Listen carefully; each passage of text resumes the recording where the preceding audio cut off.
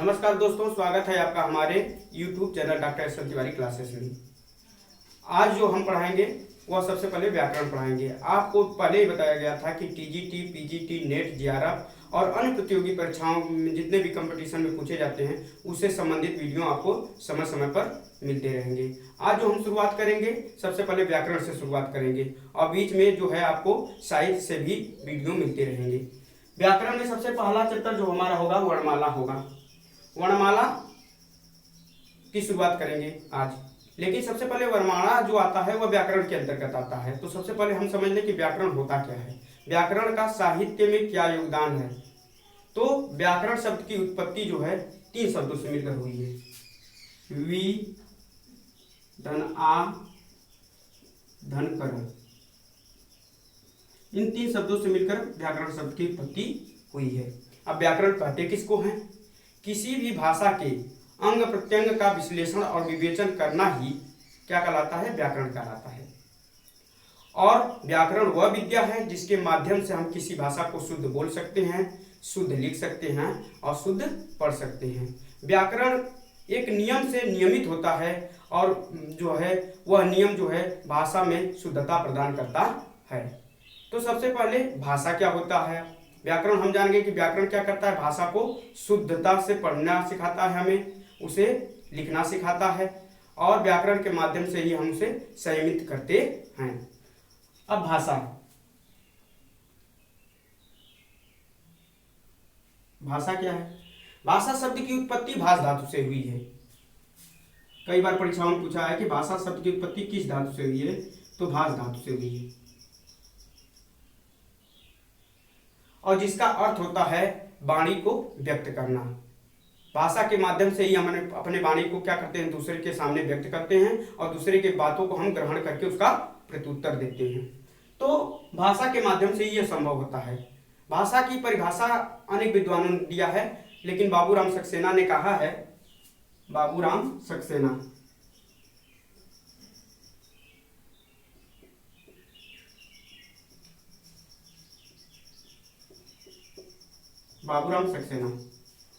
जिन ध्वनि चिन्हों के माध्यम से मनुष्य परस्पर विचार विनिमय करता है उसे हम समष्टि रूप में भाषा कहते हैं। यानी कि जिन ध्वनि चिन्हों के माध्यम से मनुष्य अपनी वाणी को क्या करता है, दूसरे के सामने व्यक्त करता है और उसके वाणी को क्या करता है, ग्रहण करता है, उसके सम्मिलित रूप को हम क्या कहते हैं, भाषा कहते हैं। तो सबसे पहले हमने व्याकरण को जान लिया, अब भाषा को जान लिए। अब भाषा के बाद आता है कि भाषा की सबसे छोटी इकाई क्या होती है। कई बार परीक्षाओं में पूछा है, भाषा की सबसे छोटी इकाई, भाषा की सबसे छोटी इकाई होता है वर्ण या अक्षर या ध्वनि।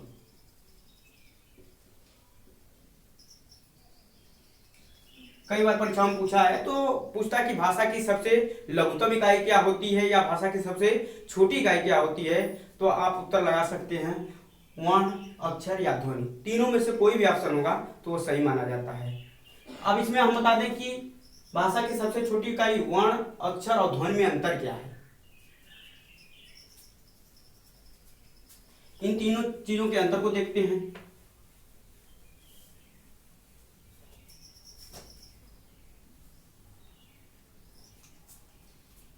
वर्ण, अक्षर और ध्वनि। उच्चरित रूप में भाषा की सबसे छोटी इकाई क्या होती है? ध्वनि होती है। उच्चरित रूप में, उच्चरित रूप में भाषा की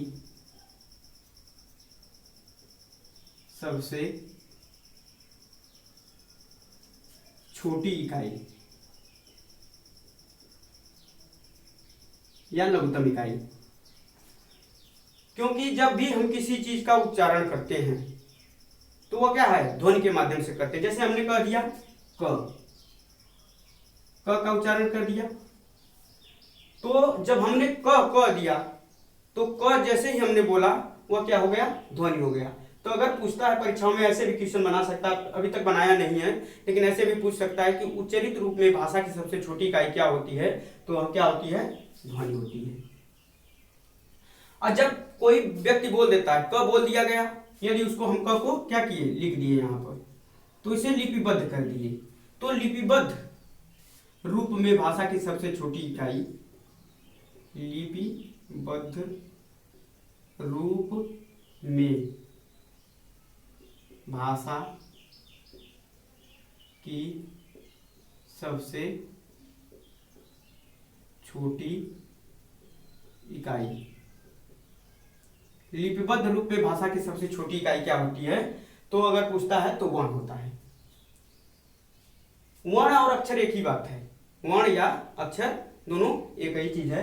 तो पूछता है कि लिपिबद्ध रूप में भाषा की सबसे छोटी इकाई, लिपिबद्ध माने लिख दिया गया, जब उसे हम लिख देते हैं तो वह जो है, जैसे क लिख दिए तो यह क्या हो गया, भाषा की सबसे छोटी इकाई, इसे हम क्या करते हैं, तब वर्ण करते हैं। यदि हम क बोल दिए, उच्चरित कर दिए, केवल उच्चारण कर दिए, तो वह क्या हो गया, ध्वनि हो गया।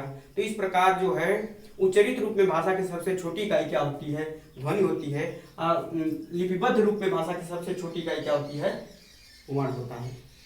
अब इसके बाद आता है वर्ण किसे कहते हैं। सबसे पहले हम वर्ण को जाने, देखते हैं वर्ण।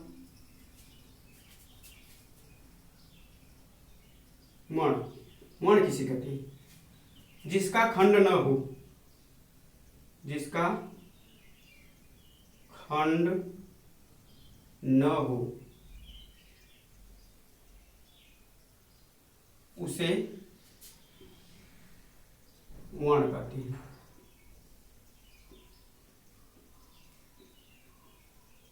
जिसका खंड न हो उसे हम क्या कहते हैं, वर्ण कहते हैं। अब इसको उदाहरण से समझेंगे। जैसे पानी, पानी क्या है, शब्द है। अब पानी शब्द को हमने तोड़ दिया, प प्लस आ प्लस न प्लस ई। अब यह जो इसमें चार ध्वनियां हैं, अब इसको इससे छोटा नहीं किया जा सकता, इसी को हम क्या कहते हैं, वर्ण कहते हैं। जब उसको उसका खंड न किया जाए उसे हम क्या कहते हैं, जब किसी वर्ण का खंड न किया जाए उसी को हम क्या कहते हैं, वर्ण कहते हैं या ध्वनि कहते हैं। अब इसका खंड नहीं किया जा सकता है, इसीलिए यह क्या है, इसमें चार वर्ण हैं, प आ गया, आ गया, न आ गया और ई। अब इसको तो इससे छोटा नहीं किया जा सकता है। अब इसके बाद आता है वर्ण, हम जान गए। तो भाषा की सबसे छोटी इकाई क्या होती है, वर्ण होता है या अक्षर होता है या ध्वनि होता है। अब एक प्रश्न और यहां से आता है, भाषा की सबसे छोटी सार्थक इकाई, भाषा की सबसे छोटी सार्थक इकाई शब्द होता है। भाषा की सबसे छोटी सार्थक इकाई, सार्थक जब शब्द जुड़ जाता है तो सार्थक का अर्थ होता है कि उसका अर्थ होना चाहिए। जैसे हम क लिख दिए तो इसका कोई अर्थ नहीं है, लेकिन जब हम जैसे यहाँ पर था प लिख दिए तो इसका कोई अर्थ नहीं है, आ अलग लिख देंगे तो इसका कोई अर्थ नहीं। जब इन चारों वर्णों को मिला देते हैं तो एक शब्द बन जाता है पानी, तो इसका यह शाब्दिक यह एक अर्थ देता है, इसलिए इसे हम क्या कहते हैं, भाषा की सबसे छोटी जो है सार्थक इकाई क्या होता है, शब्द होता है। अब उदाहरण के माध्यम से इसे समझेंगे।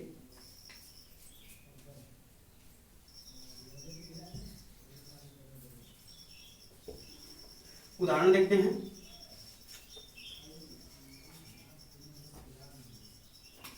जैसे क क्या हो गया, वर्ण हो गया,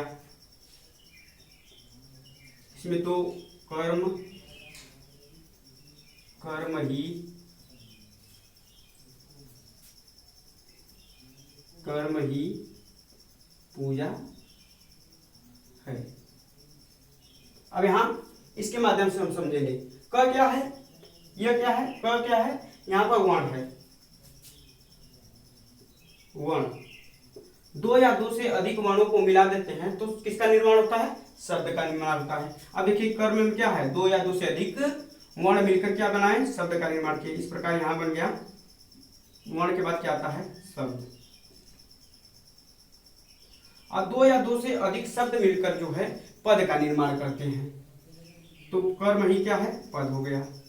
और दो या दो से अधिक पद मिलके जो है वाक्य का निर्माण करते हैं, वाक्य। इस प्रकार हमने देख लिया कि क क्या है, वर्ण हो गया, कर्म क्या हो गया, शब्द हो गया, अब कर्म ही पद हो गया, कर्म ही पूजा है, पूरा वाक्य हो गया, सेंटेंस आपका पूरा हो गया। तो इस प्रकार देखते हैं कि भाषा की सबसे छोटी इकाई क्या हो गई, वर्ण हो गई। अब भाषा की सबसे छोटी सार्थक इकाई, देखिए यहाँ इसका अर्थ नहीं होता है, इसका का अर्थ नहीं है, लेकिन अगर सार्थक पूछा जाए तो कर्म होगा, क्योंकि इसका अर्थ है। और इसलिए जो है भाषा की सबसे छोटी इकाई क्या होता है, शब्द होता है। अब इसको आप नोट कर लीजिए, फिर इसके बाद आगे हम बताते हैं इसके बारे में।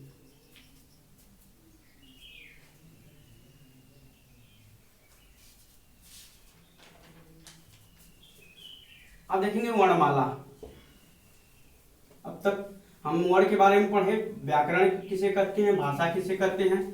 अब देखेंगे वर्णमाला।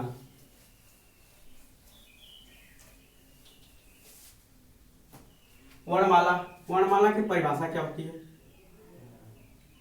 परिभाषा वर्णों के व्यवस्थित समूह को वर्णमाला कहते हैं। वर्णों का एक व्यवस्थित समूह होगा तभी हम उसको वर्णमाला करेंगे। व्यवस्था होनी चाहिए, जैसे पहले स्वर आता है तब उसके बाद व्यंजन आता है, यह क्रमबद्धता होनी चाहिए, तभी हम उसको वर्णमाला कहते हैं। कई बार परीक्षा में पूछा है कि वर्णमाला किसे कहते हैं, शब्दों के समूह को, तो शब्दों के समूह गलत हो जाएगा, शब्दों के व्यवस्थित समूह को या क्रमबद्ध समूह को हम क्या करते हैं, वर्णमाला कहते हैं। हिंदी वर्णमाला में जो है वर्णों की संख्या कितनी होती है, 52 होती है। तो इसको देखेंगे परिभाषा,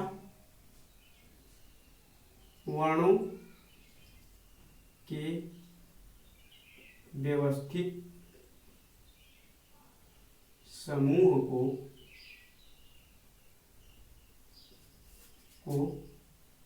वर्णमाला कहते हैं।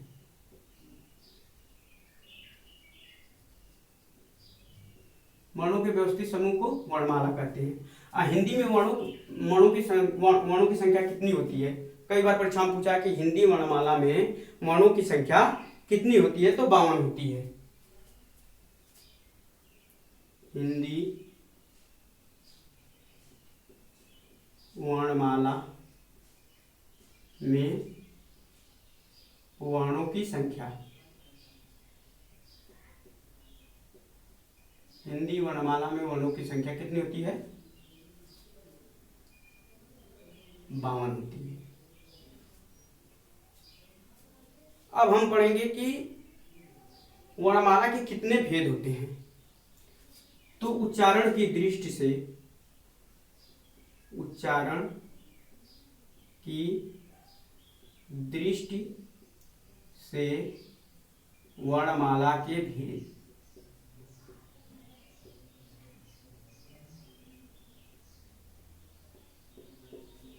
उच्चारण की दृष्टि से वर्णमाला के भेद। तो उच्चारण की दृष्टि से वर्णमाला को दो भागों में विभक्त किया गया है।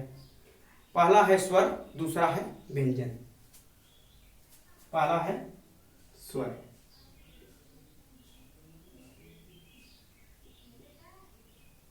और दूसरा है व्यंजन। अब स्वर किसे कहते हैं, स्वतंत्र रूप से बोले जाने वाले वर्ण को हम स्वर कहते हैं, यानी कि जिन वर्णों के उच्चारण में किसी दूसरे वर्ण की सहायता नहीं ली जाती है उसे हम क्या कहते हैं, स्वर कहते हैं। और हिंदी में जो है स्वरों की संख्या 11 होती है। कई बार परीक्षा में पूछा है कि हिंदी में स्वरों की संख्या कितनी होती है, तो 11। आप मार्केट में अनेक पुस्तकें ऐसी हैं जिसमें 13 भी दिया रहता है, किसी में 10 दिया रहता है, लेकिन जो है अगर प्रश्न पूछता है कि हिंदी में स्वरों की संख्या कितनी होती है, तो एक ही आंसर है, 11। इसकी परिभाषा है स्वतंत्र रूप से बोले जाने वाले, स्वतंत्र रूप से बोले जाने वाले वर्ण को स्वर कहते हैं। हिंदी में स्वरों की संख्या, हिंदी में स्वरों की संख्या हिंदी में स्वरों की संख्या 11 होती है। यहां से प्रश्न आता है। अब कौन कौन से स्वर होते हैं? अ, आ, ई, दीर्घ ई, उ, दीर्घ उ, री, ए, ऐ, उ, औ। इस प्रकार ये 11 वर्ण होंगे। 1 2 3 4 5 6 7 8 9 10 11। तो हिंदी में जो है स्वरों की संख्या कितनी होती है? 11 होती है। अब इन स्वरों का भी विभाजन किया गया। स्वरों को 3 भागों में विभाजित किया गया। तो यहां लिखेंगे स्वर के भेद। स्वर के भेद। स्वर को 3 भागों में विभाजित किया गया।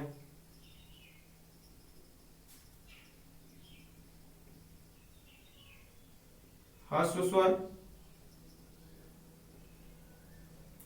दीर्घ स्वर और संयुक्त स्वर।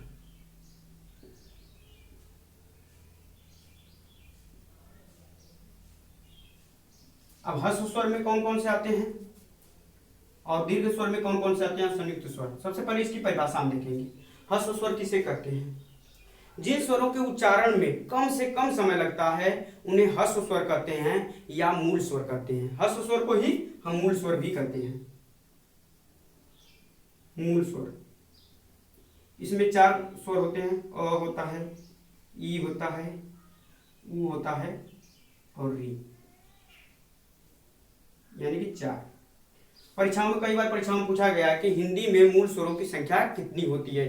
तो यदि मूल स्वरों की संख्या पूछता है तो आप सीधे क्या लगाएंगे? 4 लगाएंगे। कौन कौन से होते हैं? अ, ई, उ, री। अब इसके बाद होता है दीर्घ स्वर। अब दीर्घ स्वर किसे कहते हैं? सबसे पहले इसको देख लें। दीर्घ स्वर जिन स्वरों के उच्चारण में ह्रस्व स्वर से अधिक समय लगता है उन्हें हम क्या कहते हैं? दीर्घ स्वर कहते हैं। और इनमें कौन कौन से स्वर आते हैं? आ, ई, उ। अब इसके बाद आता है संयुक्त स्वर। दो भिन्न प्रकृति के स्वरों के मेल से जिन स्वरों का निर्माण होता है उन्हें हम संयुक्त स्वर कहते हैं। दो भिन्न प्रकृति के यानी कि विजाति, दो भिन्न प्रकृति के स्वरों के मेल से या दो भिन्न प्रकार के विजाति स्वरों के मेल से जिन स्वरों का निर्माण होता है उन्हें हम संयुक्त स्वर कहते हैं। जैसे ए, ऐ, उ, औ। अब देखिए इसमें देखेंगे कैसे दो भिन्न प्रकार के स्वर इसमें मिल रहे हैं। तो एक अ का इसका निर्माण होगा अ प्लस ई से। ए का जो निर्माण हुआ है अ प्लस ई से। तो देखिए दोनों भिन्न प्रकार के हैं, दोनों विजाति हैं, एक जात के नहीं है। अ प्लस ई हुआ है। इसको देखेंगे जब तो इसका निर्माण हुआ है अ प्लस अ से, इसका ई प्लस ई से, इसका उ प्लस उ से। अब देखिए इसमें दो विजाति या दो भिन्न प्रकृति के स्वरों के मेल से जो है संयुक्त स्वर का निर्माण होता है। तो इसमें ए आ गया, आई आ गया, ओ आ गया और अ आ गया। तो इसका निर्माण किससे हो गया? अ प्लस ए से, इसका अ प्लस उ से और इसका जो है अ प्लस ओ से। तो यहां से भी प्रश्न आते हैं कि ए किससे बना है? अ प्लस ई से। आई किससे बना है? अ प्लस ए से। ओ किससे बना? अ प्लस उ से। औ किससे बना है? अ प्लस ओ से। तो इस प्रकार जो है हम स्वरों के कितने भेद होते हैं, स्वर की परिभाषा क्या होती है, इसको देख लिए। तो उच्चारण की दृष्टि से वर्णमाला के 2 भेद थे। एक भेद को हमने पढ़ लिया स्वर। अब दूसरा भेद क्या होता है? व्यंजन। अब व्यंजन के बारे में पढ़ेंगे। तो यहाँ से क्वेश्चन आता है कि स्वरों की कितनी संख्या होती है? तो 11 होती है। स्वरों को कितने भागों में विभक्त किया गया? तो 3 भागों में। उसमें मूल स्वर या ह्रस्व स्वर, दीर्घ स्वर और संयुक्त स्वर। मूल स्वर या ह्रस्व स्वर की संख्या कितनी होती है? 4। दीर्घ स्वर की संख्या कितनी होती है? 3। और संयुक्त स्वर की संख्या कितनी होती है? 4। तो 4 3 7 4 11। अब हम देखेंगे व्यंजन। व्यंजन किसे कहते हैं?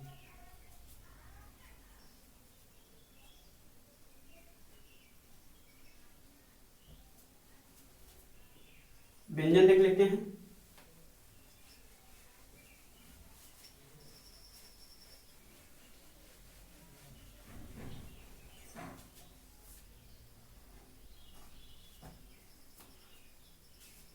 व्यंजन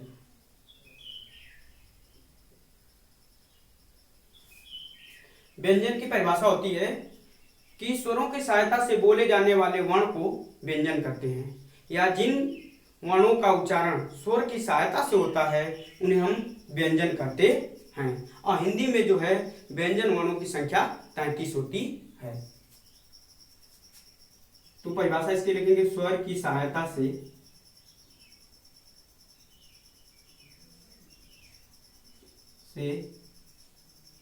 बोले जाने वाले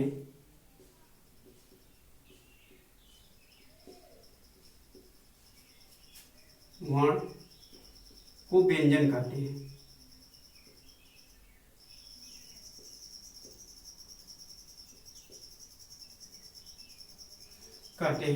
और हिंदी में व्यंजन वर्णों की संख्या कितनी होती है? व्यंजन वर्णों की संख्या हिंदी में व्यंजन वर्णों की संख्या 33 होती है। अब 33 कौन कौन से व्यंजन होते हैं, अब इसका हम यहाँ पर व्याख्या करेंगे। पहला आ जाएगा इसमें क वर्ग। क वर्ग का उच्चारण कंठ से होता है। इसमें आते हैं क, ख, ग, घ, ङ। जो ङ लिखते हैं उसकी बिंदी ऊपर होती है। अब इसके बाद आता है च वर्ग। इसका जो है तालु से उच्चारण होता है। च, छ, ज, झ, ञ।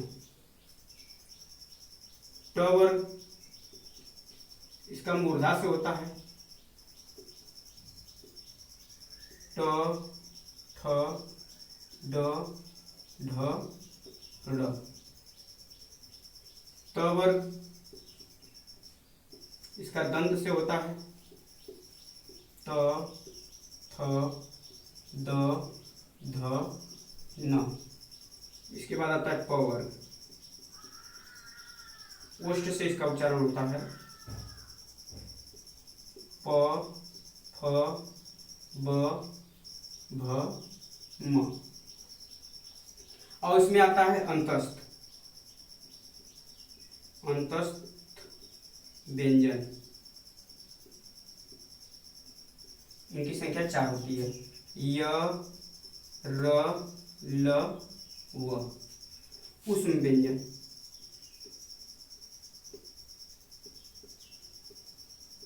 इनकी संख्या 4 होती है। स, स, ह। तो इस प्रकार हम देखेंगे कि प्रत्येक वर्ग में 5 वर्ण होते हैं और वर्गों की संख्या कितनी है? 5। तो 5 वर्ग में कितने हो जाते हैं? 25। तो इसीलिए जो है इन्हें जो है स्पर्श व्यंजन भी कहते हैं। स्पर्श व्यंजन या वर्गीय व्यंजन।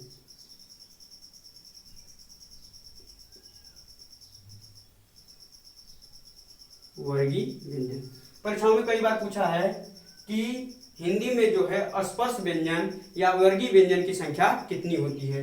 तो देखेंगे 5 वर्ग है, क वर्ग, च वर्ग, ट वर्ग, त वर्ग, प वर्ग। अब प्रत्येक वर्ग में 5 वर्ण आते हैं, तो इस प्रकार स्पर्श व्यंजन या वर्गीय व्यंजन की संख्या कितनी होती है? 25 होती है। अब इसे स्पर्श व्यंजन क्यों कहते हैं? क्योंकि इन वर्णों का जब हम उच्चारण करते हैं तो जो मुख के प्रमुख उच्चारण स्थान होते हैं परस्पर इनके स्पर्श से होता है, इसीलिए इसे हम स्पर्शी व्यंजन कहते हैं। और दूसरा वर्गीय व्यंजन इसलिए कहते हैं क्योंकि यह 5 वर्गों में विभाजित होता है, प्रत्येक वर्ग में 5 वर्ण होते हैं, इस प्रकार इसे हम वर्गीय व्यंजन भी कहते हैं। तो इस प्रकार जो है 25 जो है हिंदी में वर्गीय व्यंजन होते हैं या स्पर्श व्यंजन होते हैं। इनमें से इन 5 को पंचमा अक्षर पंचमा अक्षर या अनुनासिक भी कहते हैं, अनुनासिक। यहां से भी क्वेश्चन आता है कि हिंदी वर्णमाला में जो है पंचमा अक्षर की संख्या कितनी होती है, तो 5 होती है, 1 2 3 4 5। अब इन्हें अनुनासिक क्यों कहते हैं? इन वर्णों के उच्चारण में मुंह और नाक से दोनों से वायु क्या होती है, बाहर निकलती है जब हम इनका उच्चारण करते हैं, इसीलिए इन्हें अनुनासिक वर्ण भी कहते हैं। मुंह और नाक दोनों से वायु बाहर निकलती है जब इनका उच्चारण करते हैं, इसीलिए इसे हम अनुनासिक वर्ण भी कहते हैं। इसके बाद आता है अंतस्थ व्यंजन। अंतस्थ व्यंजन की संख्या होती है 4। अब इन्हें अंतस्थ व्यंजन क्यों कहते हैं? इन व्यंजन का जो उच्चारण होता है अंतस्थ व्यंजन का, वो होता है जीभ, जीभ के बाद तालु, दंत और ओष्ठ। इन चारों के परस्पर स्पर्श से जो है अंतस्थ व्यंजन का उच्चारण होता है, जीभ, तालु और दंत और ओष्ठ के स्पर्श से, लेकिन तो इनका पूर्णतः स्पर्श नहीं होता है। जब भी इन वर्णों का हम उच्चारण करते हैं तो जीभ, तालु, दंत और ओष्ठ का स्पर्श तो होता है, लेकिन यह पूर्णतः स्पर्श नहीं करते हैं, इसीलिए इन्हें हम क्या कहते हैं, अंतस्थ व्यंजन कहते हैं। इन्हें अर्धस्वर भी कहते हैं,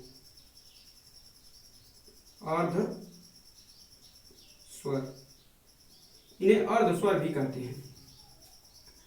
तो देखिए यहाँ य, र, ल, व, तो यहाँ कई किताबों को पढ़ेंगे तो कई तरह के आपको उत्तर मिलते हैं, पूछता है तो कहीं कहीं तो आपको य, र, ल, व चारों को जो है अंतस्थ व्यंजन तो होते ही हैं, इन्हें अर्धस्वर भी मान लिया जाता है, लेकिन जो है कुछ किताबों में य और व को ही केवल अंतस्थ व्यंजन माना जाता है, और यही सही भी है। य और व जो है इन्हें अर्धस्वर कहते हैं। ये चारों जो है य, र, ल, व अंतस्थ व्यंजन तो होते हैं, लेकिन अर्धस्वर जो होते हैं केवल 2 ही माने जाते हैं, य और व। क्यों माने जाते हैं इसकी व्याख्या हम कर दे रहे हैं। यहाँ ये 4 व्यंजन हैं अंतस्थ, य, र, ल, व। अब ये देखिए दोनों क्या हो गए, अर्धस्वर हो गए, अर्धस्वर।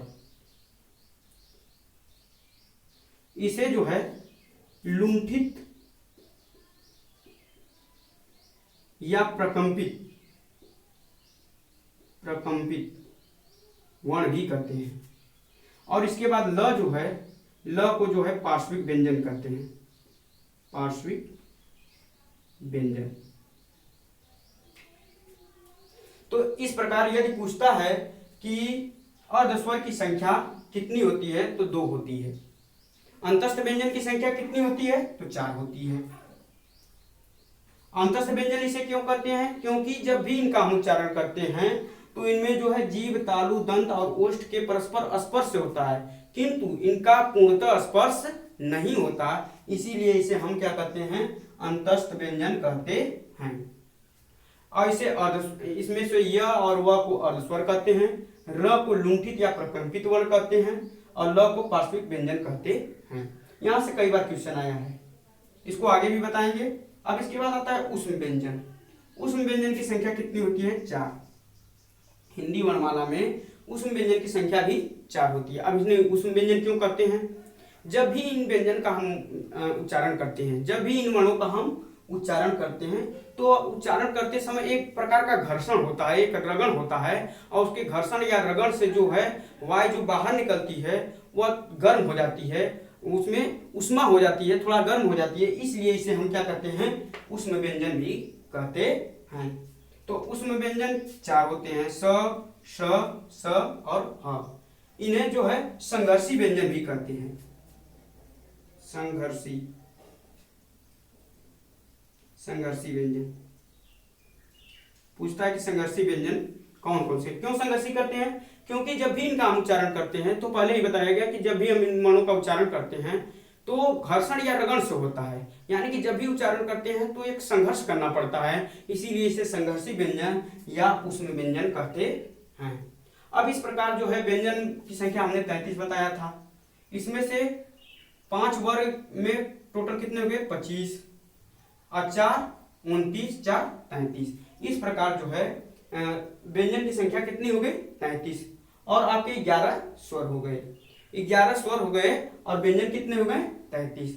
अब इसको पूर्णतः जो है दिखाने की 52 वर्ण कैसे, वर्णमाला में 52 वर्ण कैसे होते हैं, अब इसको हम देखेंगे।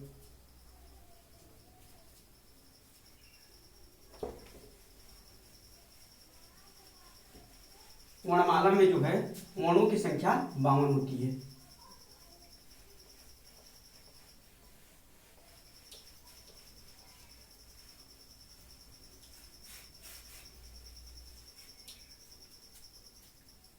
अब देखेंगे यहाँ स्वर, स्वर की संख्या कितनी होती है 11। अ, आ, ई, उ, री, ए, आई, ओ, औ। इस प्रकार 11 वर्ण हो गए, 11 स्वरों की संख्या कितनी हो गई 11। अब व्यंजन देखेंगे, व्यंजन की संख्या कितनी होती है 33। अब इसको देखेंगे, इसमें क वर्ग होता है, च वर्ग होता है, ट वर्ग होता है, त वर्ग होता है, प वर्ग होता है। तो क, ख, ग, घ, ङ, च, छ, ज, झ, ञ, ट, ठ, ड, ढ, ढ़, त, थ, द, ध, न, प, फ, ब, भ, म। अब इसके बाद आता है व्यंजन में ये आते हैं अंतस्थ, अंतस्थ व्यंजन, ऊष्म व्यंजन। अब इनकी संख्या भी 4-4 होती है। तो अंतस्थ में आता है य, र, ल, व, स, स, ह। इस प्रकार जो है इन व्यंजनों की संख्या कितनी हो गई 33, 11 33 44। इसके बाद आता है संयुक्त व्यंजन।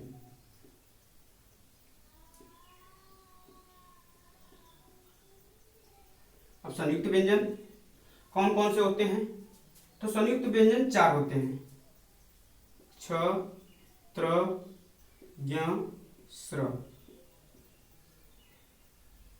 स्र। सबसे पहले अब हमें यह देखना कि संयुक्त व्यंजन किसे कहते हैं।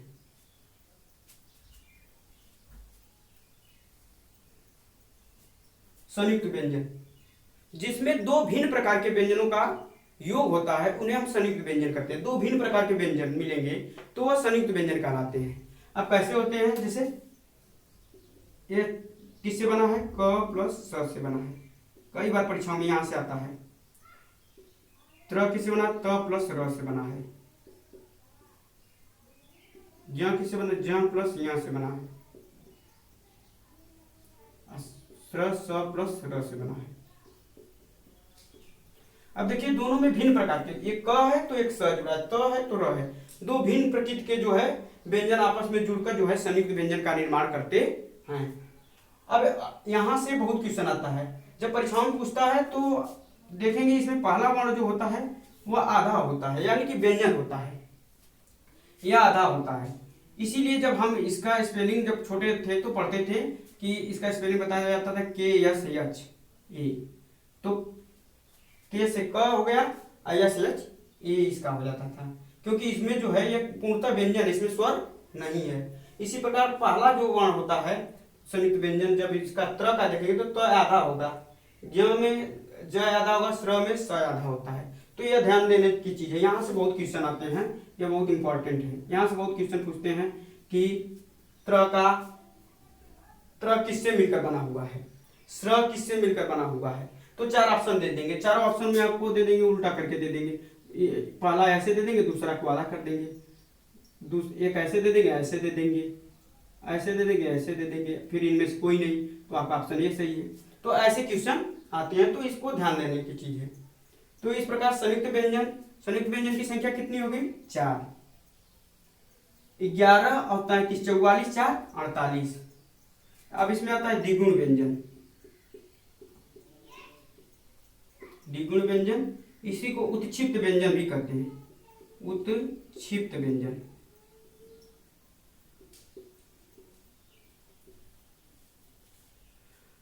अब द्विगुण व्यंजन और उत्क्षिप्त व्यंजन कौन कौन से होते हैं? एक ड, एक ढ, ये बाद में ग्रहण किए गए। यह जो है 2 वर्ण जो है बाद में ग्रहण किए गए हैं हिंदी में, हिंदी वर्णमाला में, तो इनके नीचे बिंदी लगाकर किया जाता है। अब इन्हें द्विगुण व्यंजन या उचित व्यंजन क्यों कहते हैं? इन व्यंजन का जब भी हम उच्चारण करते हैं तो हमारी जो जिह्वा है, जिह्वा जो है आगे से थोड़ा सा मुड़ कर जो है तेजी से जो है तालु को स्पर्श करती है, इसीलिए इसे हम क्या कहते हैं? उत्क्षिप्त व्यंजन कहते हैं या द्विगुण व्यंजन कहते हैं। यह जो है इसके उच्चारण में जो है हमारी जिह्वा जो है तालु को थोड़ा सा जिह्वा के आगे का भाग मुड़ कर जो है तेजी से जो है तालु को स्पर्श करती है, यानी कि ऊपर तालु को स्पर्श करती है, इसीलिए इसे हम क्या करते हैं? द्विगुण व्यंजन करते हैं। इनकी संख्या कितनी होगी? 2। इस प्रकार जो हो गया आपका 48 हुआ था, 48 और 2 50। एक इसमें आता है और अनुस्वार,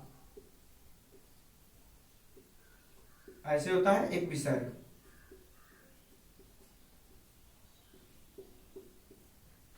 अनुस्वार क्या होता है? अनुस्वार का प्रयोग जो है सदैव जो है स्वर के बाद किया जाता है। इसका प्रयोग जब भी हम करते हैं तो स्वर के बाद करते हैं। इसमें केवल क्या होता है? नाक का प्रयोग करते हैं। इसमें जो है इसका उच्चारण करते समय हम केवल नाक का प्रयोग करते हैं, मुंह का प्रयोग नहीं होता है। और यह जो है सदैव जो है स्वर के बाद आते हैं। और विसर्ग, यह विसर्ग भी सदैव जो है स्वर के बाद आते हैं और इनका उच्चारण स्थान जो होता है कंठ होता है।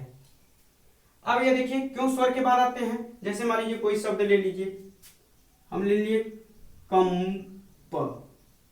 अब देखिए इसको जब तोड़ेंगे तो लिखेंगे क अ के बाद देखिए अनुसार वाला बिंदी आया है, तो यह स्वर के सदैव जब भी प्रयोग होते हैं स्वर के बाद होते हैं। इसीलिए जो है एक विद्वान हैं किशोरी दास वाजपेयी, उन्होंने इन्हें न स्वर मानते हैं न व्यंजन मानते हैं। अनुसार और विसर्ग को न स्वर मानते हैं न व्यंजन मानते हैं। इन्हें कहते हैं कि यह अयोगवाह है, अयोगवाह।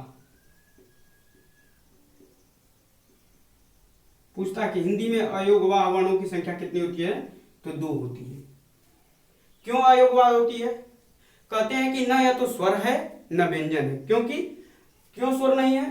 क्योंकि यह इनका जो प्रयोग होता है सदैव जो है स्वर के बाद होता है। और व्यंजन क्यों नहीं है? क्योंकि यह जो है व्यंजन की तरह जो है स्वर के पहले नहीं आते।